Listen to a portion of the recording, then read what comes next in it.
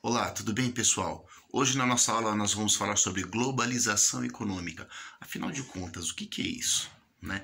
Quando eu penso em globalização, a primeira coisa que me vem à mente é a circulação de pessoas no mundo, o poder flanar entre diversos países, conhecer diversas culturas.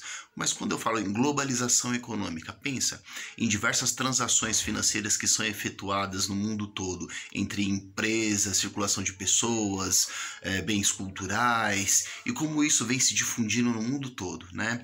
A primeira ideia de se discutir sobre isso foi em 1989, quando caiu o Muro de Berlim, porque até então nós vivíamos numa espécie de mundo bipolar, né? Entre países capitalistas e países socialistas. No caso, os socialistas liderados pela União Soviética e os capitalistas liderados pelos Estados Unidos. E foi um marco em 1989 a queda do Muro de Berlim, porque aí você pôde analisar a troca e o circuito, a circulação de produtos, até se eclodir como totalmente em 1991 com o fim da União Soviética, né? E nós vamos dizer que seria o fim da Guerra Fria. Será? Quando analisamos as grandes discussões, os debates existentes, né? Pelo menos no campo ideológico, afinal de contas, né? Apenas os muros físicos que caíram, né? E as barreiras dentro das questões de pensamento, de optar por partes, qual que é o melhor, parece que elas ainda continuam. Mas o cerne da nossa questão é globalização econômica. Então vamos pensar na transação de empresas, circulação de produtos, circulação de pessoas, circulação de capital. E além do mais, não podemos ficar só no campo físico, né? Porque quando nós falamos na modernidade, na questão virtual, o circuito, a circulação, ela se torna muito mais fluida, vamos dizer dessa forma, né? Porque os meios tecnológicos, eles vieram para propiciar essa circulação numa maior fluidez, maior quantidade, com ganho maior de capital e o acúmulo do mesmo. Mas aí eu te pergunto, né? Será que realmente essa globalização econômica ela é uma globalização para todos, né? Ou uma manutenção da pobreza, né? Para que poucos possam realmente circular, os grandes capitalistas eles possam basicamente encher os seus bolsos, né? Há uma crítica, vamos dizer assim, referente à ideia da globalização econômica, sobretudo da ideia da globalização, porque você não tem uma globalização efetiva, então as pessoas destituídas do seu poder aquisitivo, elas ficam cada vez mais confinadas no seu espaço geográfico, né?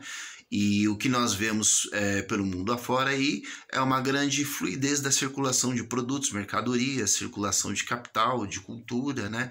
Mas é algo que não é para todos. Então a crítica referente a isso é desta forma. Então quando eu falo assim, parece que é de uma forma jocosa, pejorativa, eu falo os grandes capitalistas, né? Como se eu também seguisse uma ideologia marxista, né?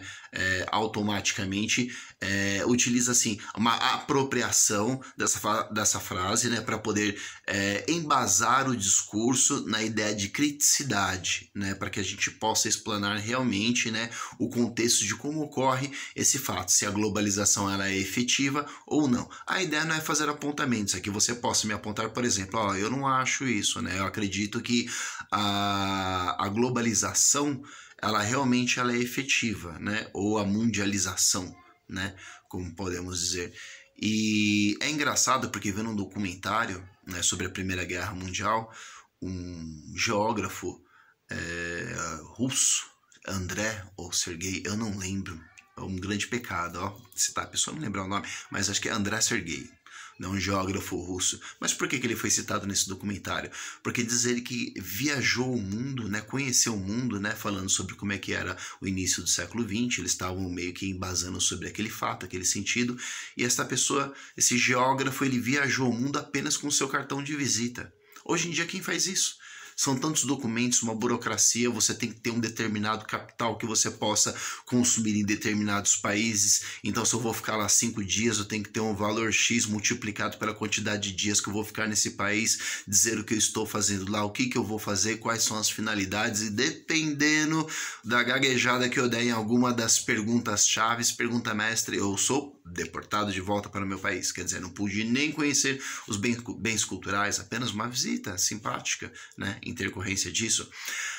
Muitos países, né, com seus espaços geográficos, em detrimento talvez até mesmo das potencialidades que as outras pessoas possam oferecer dentro do seu mercado de trabalho, elas, para proteger, né, a fluidez do seu próprio circuito de capital dentro de determinadas regiões, realmente eles não gostam de estrangeiros, porque esses vêm roubar a sua mão de obra, né?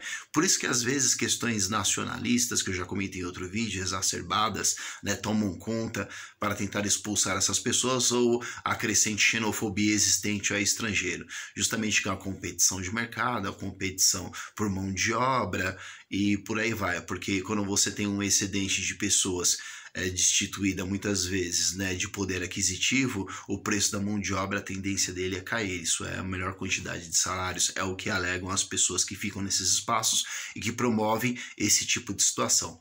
Mas a globalização econômica, ela está aí, né? Então, pelo menos as grandes empresas, elas conseguem promover a circulação e a fluidez dos seus produtos e dos seus capitais, né?